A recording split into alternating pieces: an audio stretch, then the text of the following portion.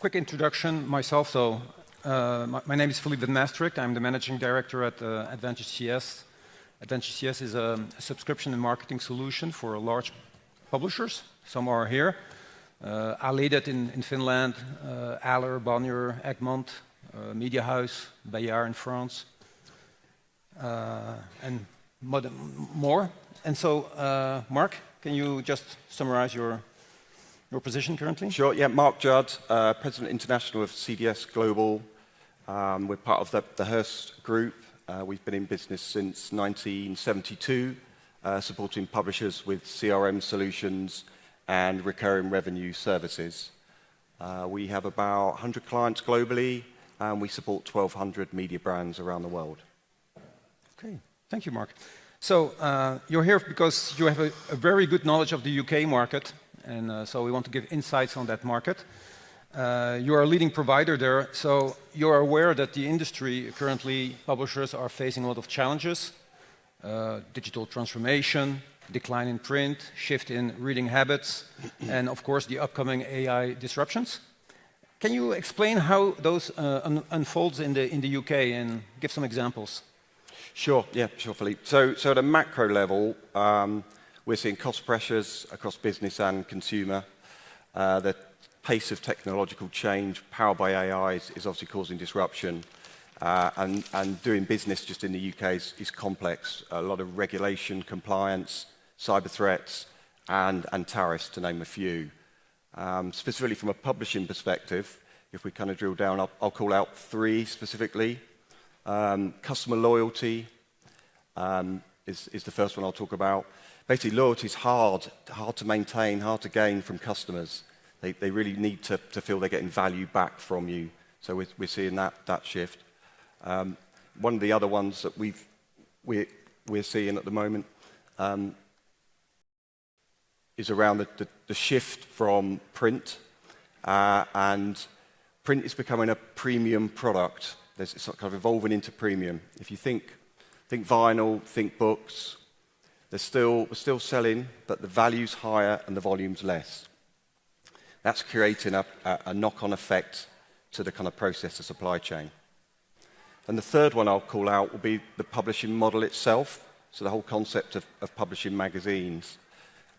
With digital revenues hard to come by, both from an advertising and a consumer perspective, combined with the pressures on print sales and also the increasing competition to all publishers that's just evolving through technology, it's kind of making it really challenging to have an ongoing commercial model that would be profitable for brands. And that's one of the things that kind of people need to focus on, is how can I make my brand sustainable with all of those pressures? Okay. And what about the consumer's behavior in the UK? Is that also changing a lot? Yes, certainly is. Two words, flexibility and value would sum up what I'm seeing and what we're seeing with the consumer shift. People want to be in control. We all want to be in control of our lives a lot more. So being able to manage, to change, to cancel my subscription, my contract, my relationship with you is increasingly important. Actually, it's demanded now by consumers. And the second one, in addition to kind of flexibility, is just around value. It's hard to kind of demonstrate the value to your customers, but you've got to do that to maintain them.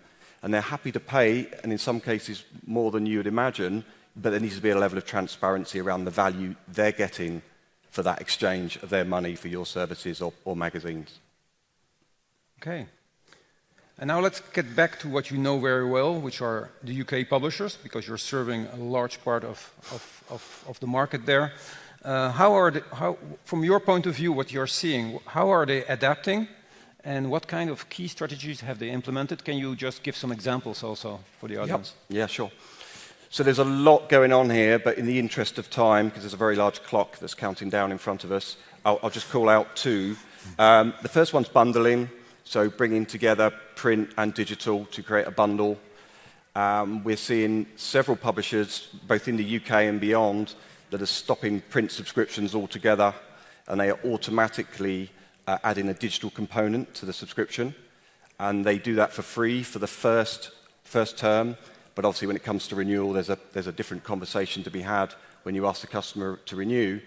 But what that does is it's kind of twofold. It protects the print product, but it also exposes the customer to digital. So whether they're consuming it or not will be another thing, but you're putting it in front of them. Investors Chronicle, published by the Financial Times in the UK, do some great bundling, options, gifts, proposals, so they're worth looking at. And National Geographic also are pretty strong on bundling. The second one I'd call out is memberships.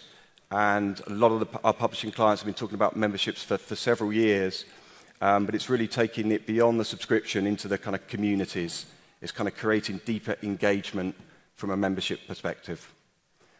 One of our clients in the UK is Bauer Publishing, and they have a brand called Empire, and they've done a really great job of creating a membership model called Empire VIP.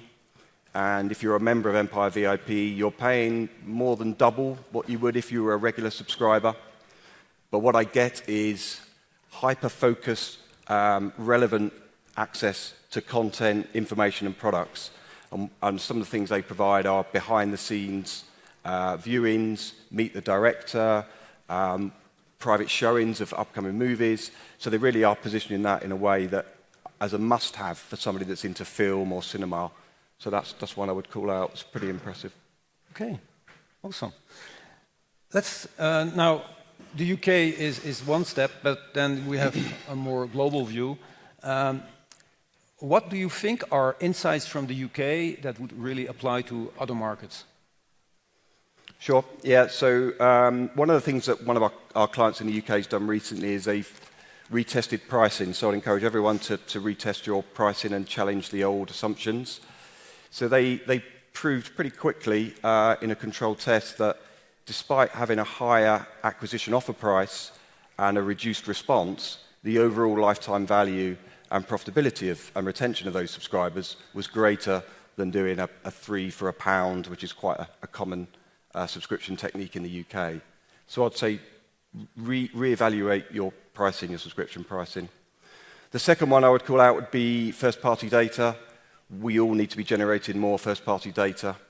Newsletters, online registrations, obviously great sources for building that pot of data who you can talk to directly from a customer perspective. The third one is around terms, and by that I mean payment terms. And we are seeing a significant increase in offering monthly renewals, so recurring monthly payments, rather than doing a 6-month or a quarterly or an annual.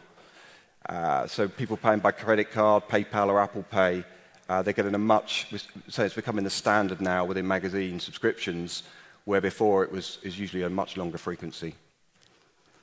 And then the last one I'll call out will just be around putting control back into the customer's hands, so that the entire kind of self-serve element, making sure that customers really can manage the journey end to end themselves and not be reliant on third parties. Okay, good. And so yourself, you have been playing a key role in publishing in the UK. I think the company exists since 1972. Correct. You're having a large share. So with your years of experience, because personally you also have been in this industry for many, many years, can you tell us, just you as a provider, you're also impacted by those changes. So what are the challenges there? And how do you have adjusted your policy with your clients to help them going through this transformation? Yeah, of course. So I'd say collaboration is at the heart of it for CDS. We enable or support our clients to reach their audiences wherever they are in the world, and we've got several products and services that can enable that or power that for them. But actually, it's the working together between our client teams and others across the globe that really brings the value. So it's the collaboration piece has really worked well for us, and we see that as kind of making a big difference.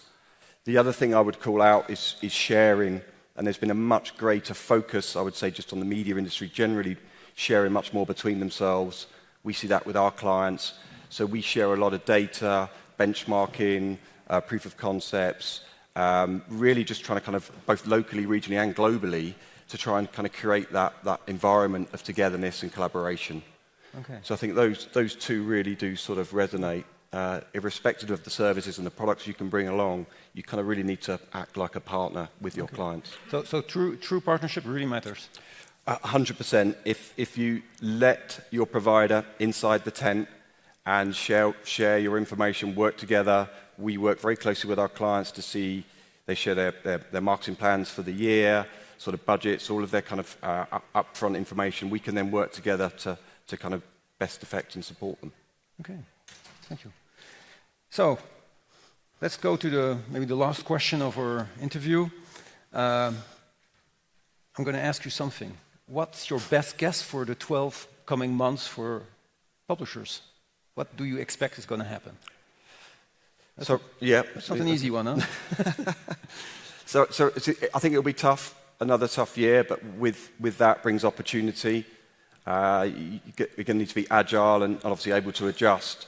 So I see that another tough year coming down the road for all of us. I think there'll be some more consolidation, definitely within the publishing space itself, but also the supply chain, so the piece that I work in within CDS, so both logistics. I think the retail chain is also ripe for consolidation, as well as the direct routes. I think we'll see some consolidation in the market.